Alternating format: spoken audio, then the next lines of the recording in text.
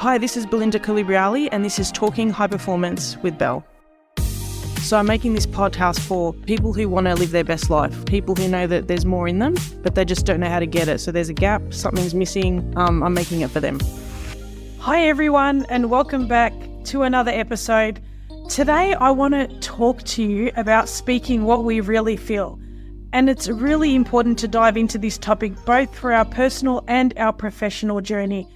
And for myself, this at times has felt clunky and I still don't always get it right.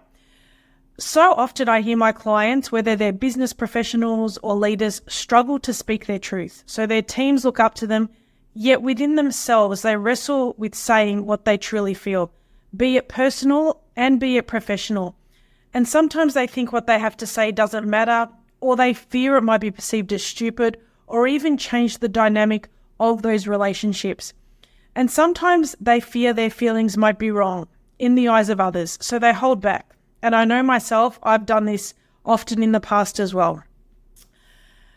Many times, this can be really hard to do, and this can be really hard to speak our truth in moments when we don't feel great.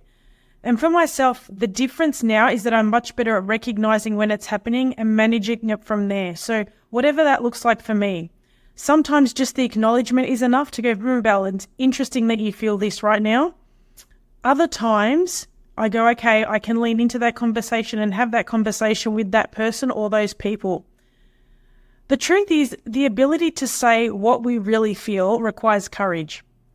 And until we practice courage on a continual basis, this can be really hard. So whether you're leading a new team or struggling with a personal matter, if you feel you're holding back, and you can sense it in both your mind and your body, it's important to acknowledge that there's work that needs to be done in that particular area of your life right now, and that's okay.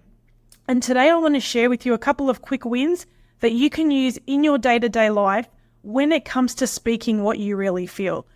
Now, don't get me wrong, I'm not perfect, and this is still a work in progress, but it's on the incline, and that's what we should all be aiming for. We're aiming for progress over perfection. So quick win number one is to acknowledge the feeling. Let's talk about acknowledging the feeling, and this is a really foundational step. Reflect on your week and pay attention to the moments where you felt like you were holding back. This could be during a meeting, during a casual conversation, or even in a personal relationship. Also notice if it happens around the same people or if it happens around different individuals, because there might be a pattern that's playing out there. And recognizing these patterns is really important because it gives you insight into when and sometimes why you feel this way. So for instance, a client of mine was recently in a meeting and she disagreed with the direction the project was taking, and she felt a knot in her stomach, indicating to her that she was holding something back. And by acknowledging the feeling, she could reflect on why she was hesitant to speak up. She knew that it was the fear of being judged. Yes, she knew that it was because she felt inferior and she was worried about their reaction. This is really important to know what is the reason. So when something like this happens in your own life, I encourage you to check in and go, what is the reason and what is the common pattern here? Another quick win is to assess and decide on the next best move. So once you've acknowledged the feeling, the next step is to assess and decide, do you want to express how you feel to the person directly? Do you just want to keep it and acknowledge it yourself? So what does it look like and feel like to you? As I mentioned before, sometimes just acknowledging the feeling might be enough to take away the tension.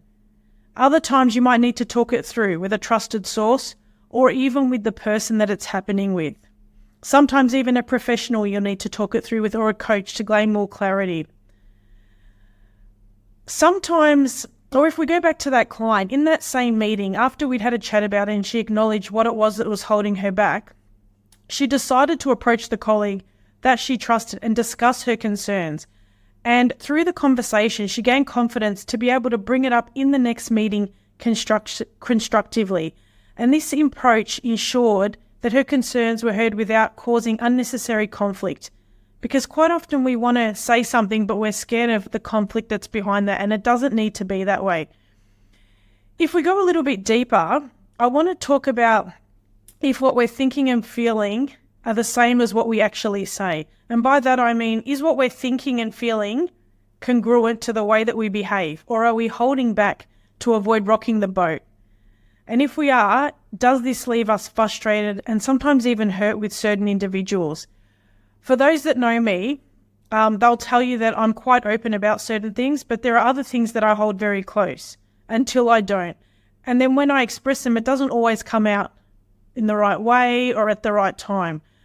So while I'm recording this episode, it's also a reminder for me to drink my own Kool-Aid on this topic. And for me, that's the exciting part, acknowledging that there's growth still to do and recognizing that it's a journey as well for myself, just as much as it is for you as well listening. It's not uncommon to feel a sense of fear or anxiety about expressing our true feelings. Fear can stem from various sources. It could be fear of judgment, fear of conflict, fear of being misunderstood. And in many cases, it's a combination of all these factors that lead us to this point. So if you think about a scenario where you're in a team meeting and you have an idea that you believe could improve the project, but you hesitate to share it because you're worried your colleagues might think it's impractical, irrelevant, will take more time. And this fear of negative judgment, it holds you back from contributing valuable insights. This could be the same when you're talking to a friend or you're talking to a family member. So recognizing what's holding us back is really important to help us identify the underlying reasons for the hesitation.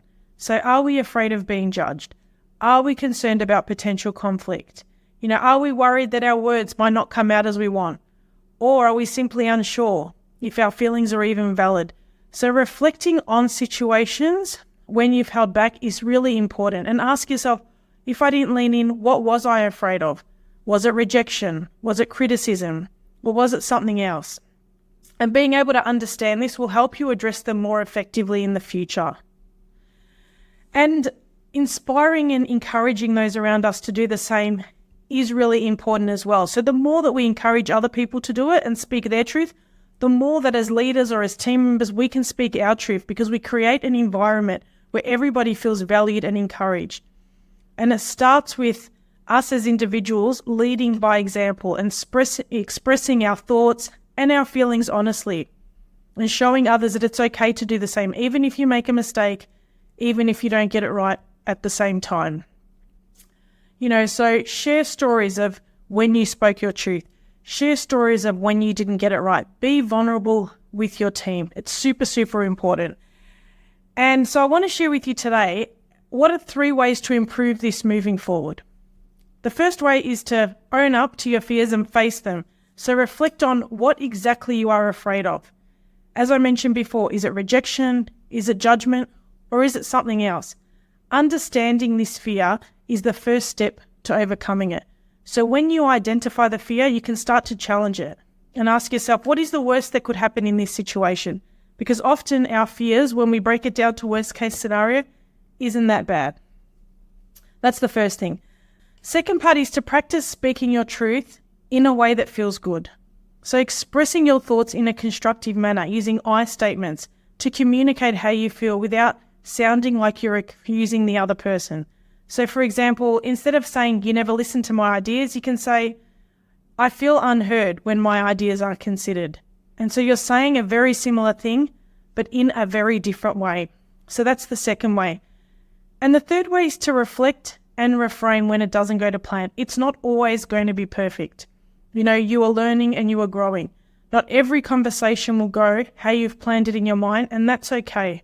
Reflect on what happened, learn from it, and think about how you can approach it differently next time. So if a conversation doesn't go as planned, don't be too hard on yourself. Instead, use it as a learning opportunity for next time. So thanks for taking the time to tune in to this episode. Speaking our truth and what we really feel takes courage, and it's a work in progress. Sometimes what we picture in our mind and the outcome is different to when it comes out, but it's continuing to lean in that's the really crucial step towards living a successful, purposeful, and fully charged life. So if you found this episode helpful, please like, subscribe, share it with someone who you feel might benefit. And until next time, stay courageous and keep striving for high performance. Your coach, Bel.